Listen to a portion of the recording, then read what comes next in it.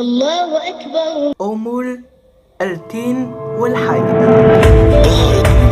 بدورها الأساسي في حماية الأفراد والمجتمعات. أخلاق كلما كانت صلبة وقوية تحميك من السقوط في الخطأ والمعصية والرذيلة والمفاسد. إذا فقد الإنسان الأخلاق يخرج من مسار الصحيح فيتدهور ويسقط ويؤذي نفسه وغيره. لذا لا بد أن نرسخها في كل نواحي الحياة، وعلينا أن نتمسك بها تمسكا شديدا، لأنها رأس مالنا وأساس وجود أمتنا.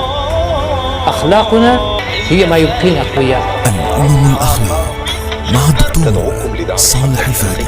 الجسر هو حياتك، والحواجز على الجانبين هي الأخلاق التي تحميك من السقوط.